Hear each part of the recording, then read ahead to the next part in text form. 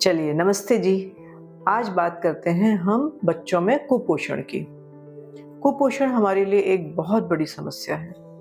हमारे बच्चे दुबले पतले छोटे रह जाते हैं, उनकी हड्डियां दिखने लगती हैं, गाल ये अंदर दब जाते हैं, आंखें अंदर धंस जाती हैं। ऐसा होता है हमारा कुपोषित बच्चा। आपने कभी बंदर देखा है? कुपोषित बच्चा बंदरों की तरह दिखता है ना। उसकी स्किन दिखने लगती है, चमड़ी बिल्कुल सॉफ्ट चमड़ी हो जाती है और नहीं दिखती, अच्छी नहीं दिखती वो चमड़ी, और चेहरे की चमक चली जाती है। बच्चे के हाथ पैर बिल्कुल पतले पतले हो जाते हैं, नाखून बढ़ने लगते हैं और हमारे बच्चा बहुत शिथिल हो जाता है। बच्चे का स्वभाव क्या होता है? चंचलता। वो चंचलता उसकी खत्म हो जाती है। तो ये चीज़ अच्छी नहीं होती, और ये अच्छी इसलिए भी नहीं होती क्योंकि आगे चल के एक कुपोषित बच्चे का जो दिमाग जिस लेवल पे काम करना चाहिए वो उस लेवल पे काम नहीं कर पाता। बच्चों का दिमाग बहुत तेज़ी से बढ़ता हुआ दिमाग है, जिसे पोषण चाहिए होता है, जिसे प्रॉपर ग्लूकोज, विटामिन्स, प्रोटीन्स चाहिए होती हैं, ताकि वो बाद में जाके एक अच्छा दिमाग, सोचने समझने वाला दिमाग, अपनी पूरी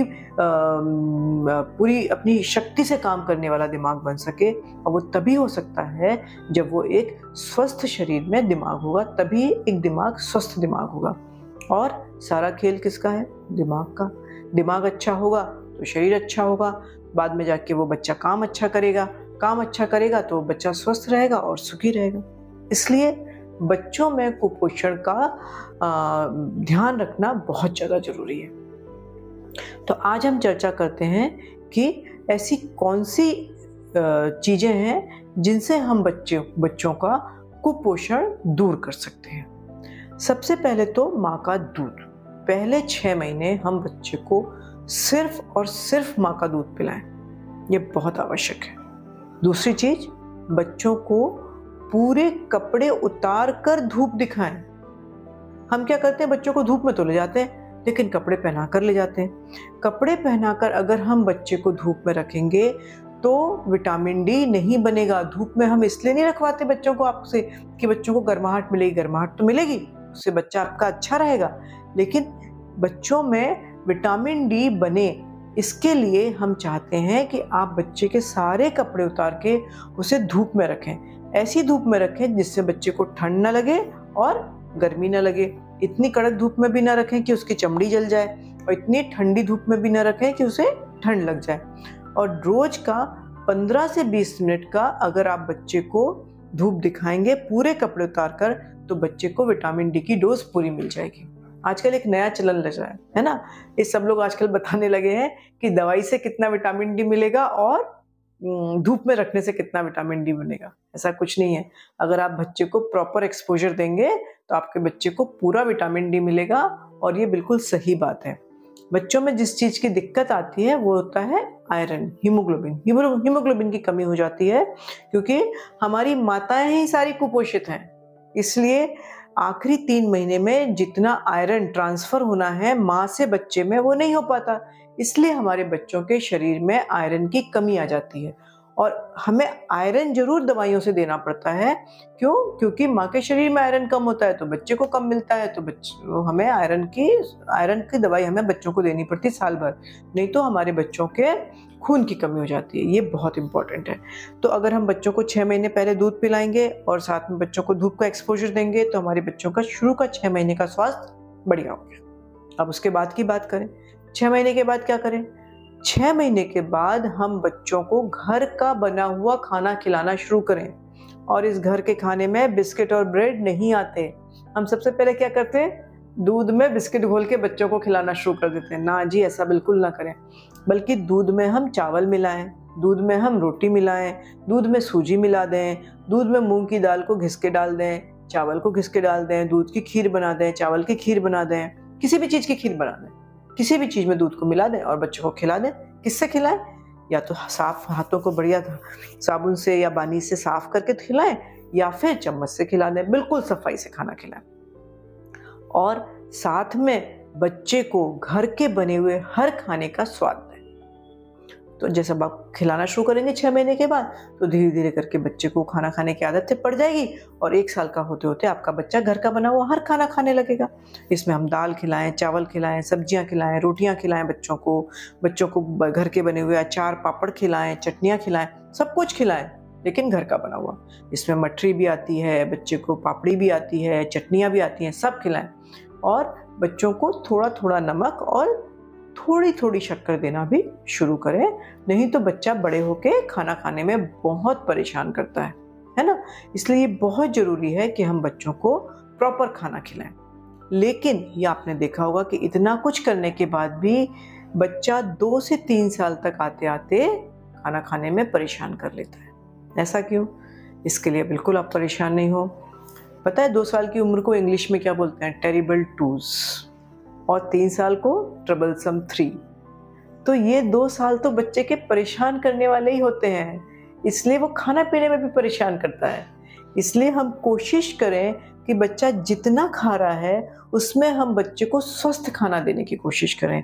बाजार के चिप्स, टॉफ़ीज़, बिस्किट्स, इनको हम जितना हो सके अपने बच्चे से दूर रखें। क्योंकि क्या होता है कि ये जो बाजार के चिप्स, टॉफ़ीज़ और बिस्किट्स होते हैं, इनमें वसा ज़्यादा होता है, तेल ज़्यादा होता है, घी ज़्यादा होता है, बटर ज़्यादा होता है। अब जब किसी चीज़ में वसा ज़्यादा होता है, मतलब फैट्स ज़्यादा होते हैं और नमक और शक्कर ज़्यादा होता है, तो ये खाने के बाद हमारे शरीर को भूख नहीं लगती। ये बहुत इम्पॉर्टेंट है हमारे लिए समझना कि हम क्या खिलाएं ताकि बच्चा अगली बार भी खाना खाए। अगर आपने ज़्यादा फैटी चीज़ें खिला दी, ज़्यादा नमकीन चीज़ें खिला दी और ज़्यादा शक्कर वाली चीज़ें खिला दी, जैसे कि चॉकलेट्स, बिस्किट्स और तले हुए चिप्स, कुरकुरे जो मार्केट में आते हैं, ये सारी चीज़ें, इनकी वजह से बच्चा फिर नेक्स्ट खाना नहीं खाएगा, अगला खाना नहीं खाएगा। इसलिए बहुत ज़रूरी है कि हम बच्चों को घर की चीज़ें खिलाएं। घर पे आप कितना भी उसमें घी तेल डाल दें, आप बाजार की चीज़ से कम घी तेल डालेंगे। कितना भी शक्कर नमक डाल दें, बाजार की चीज़ों से आप कम नमक शक्कर डालेंगे, क्योंकि वो हमारे घर के स्वाद का खाना बना हुआ है। साथ में हम बच्चों को कुछ नट्स मतलब दाने वाली चीज़ें, जैसे मूंगफली और बादाम दें, है ना। और चना, मूंगफली और गुड़, ये एक ऐसा मिश्रण है जो अनादिकाल से हमारी संस्कृति में चल रहा है। इसके छोटे छोटे टुकड़े करके रख लेते हैं लोग, चना, मूंगफली, गुड़ के, और बच्चों को जैसे हमारे यहाँ आजकल चिप्स चलते हैं, बिस्किट्स चलते हैं, हमारे माँ बाप हमें चना, मूंगफली, गुड़ खिला के बड़ा किया। हमारे शरीर में कभी खून की कमी नहीं आई। क्यों नहीं आई? उसके 2 कारण हैं। एक तो हमने चना, मूंगफली, गुड़ बहुत खाया बचपन में, और दूसरा हमारे यहाँ खाना बनाने के लिए लोहे की कढ़ाई का इस्तेमाल होता था। अगर हम लोहे की कढ़ाई का इस्तेमाल करेंगे हमारा खाना बनाने में, तो उसमें से थोड़ा थोड़ा आयरन हमारे खाने में जाता है, और वही आयरन जब हमारी बॉडी में जाता है तो हालांकि वो पूरा का पूरा एब्जॉर्ब नहीं होता, पूरा का पूरा हमारा शरीर उसको इस्तेमाल नहीं करता, लेकिन थोड़ा बहुत करता है, और उस थोड़े थोड़े से ही धीरे धीरे करके शरीर का खून बढ़ने लगता है। और जिस शरीर में खून अच्छा होगा वो शरीर नेचुरली अच्छा होगा। ये तो सिंपल समझने वाली बात है। तो हमारे खाने में हमें रोटी चाहिए, हमें दाल चाहिए, हमें चावल चाहिए, हमें सब्जी चाहिए, थोड़े से नट्स चाहिए जैसे मूंगफली हो गई, थोड़ा सा चना चाहिए, भुंजा हुआ चना चाहिए, हरी सब्जियां चाहिए। तो हरी सब्जी के लिए हम बड़ा परेशान होते हैं जी, हरी सब्जी क्या? हरी सब्जी का मतलब ये नहीं कि पालक मेथी खाए बच्चा, धनिया की चटनी भी तो होती है, वो भी हरी सब्जी है ना। और साथ में ये जरूरी है कि हम बच्चों को हर मौसम वाला फल खिलाएं, है ना। देखिए, हम संतरा नहीं खिलाते सर्दियों में, क्यों? क्योंकि खांसी जुकाम हो जाएगा। ऐसा नहीं है। भगवान ने संतरा किस मौसम में दिया? ये फरवरी के आसपास के मौसम में दिया है ना। तो फरवरी के मौसम में संतरा खाने से आपके शरीर की बीमारियों से लड़ने की शक्ति बढ़ेगी। क्यों? क्योंकि उसमें विटामिन सी होता है ना। अमरूद खाना जरूरी है। ये करीब नवंबर, दिसंबर, जनवरी में अमरूद आ जाता है, उसमें भी विटामिन सी बहुत होता है, उसमें फाइबर होता है। तो ये जो सस्ते फल होते हैं ये बहुत अच्छे होते हैं। ये केला एक बहुत अच्छा फल है जो भगवान ने नेचुरली पैक करके भेजा है, और ये हमारे लिए बिल्कुल साफ फल है, अच्छा फल है, कार्बोहाइड्रेट से फुल है, इसलिए ये अच्छा होता है। और रोज कोशिश करें कि हम अपने बच्चे को रोज एक केला जरूर खिलाएं, है ना। और आखिरी में एक बहुत इंपॉर्टेंट चीज मैं आपको बताना चाहती हूँ दूध के बारे में। हम क्या सोचते हैं कि अगर हम अपने बच्चे को दूध नहीं पिलाएंगे तो वो बेचारा बिल्कुल कमजोर हो जाएगा। ऐसा नहीं है। दूध आवश्यक है, 300 से 400 ml तक पिला दें आप तो बहुत होता है। और 300-400 ml कितना होता है? 1 गिलास। 1 गिलास दूध अगर बच्चा रोज पी ले, आधा भी पी ले तो बहुत है। आधी कटोरी दही खिला दीजिए, और नहीं भी खाए तो जरूरी नहीं है दूध पिलाना, जरूरी है खाना खिलाना।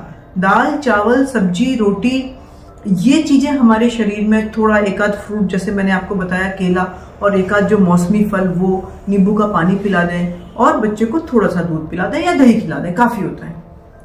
और आखिरी बात, पानी। पानी शरीर के लिए बहुत जरूरी है, हमारे सारे सिस्टम के लिए जरूरी है, हमारा पेशाब अच्छा निकले इसके लिए जरूरी है, और साथ में बच्चे पॉटी टट्टी अच्छी करें इसके लिए पानी पीना अति आवश्यक है। आजकल बच्चे पानी कम पीते हैं, इसलिए बच्चों की टट्टी अटक जाती है और बच्चों को कॉन्स्टिपेशन की, कब्ज की दिक्कत होने लगी है। ये बहुत इंपॉर्टेंट है, जिसके बारे में हम अगली बार चर्चा करेंगे। कब्ज के ऊपर ये बहुत इंपॉर्टेंट है आजकल, है ना। धन्यवाद। और अब इसी तरह अपन बातें करेंगे कुछ सेहत की बातें अगली बार एक नए एपिसोड में। Thank you.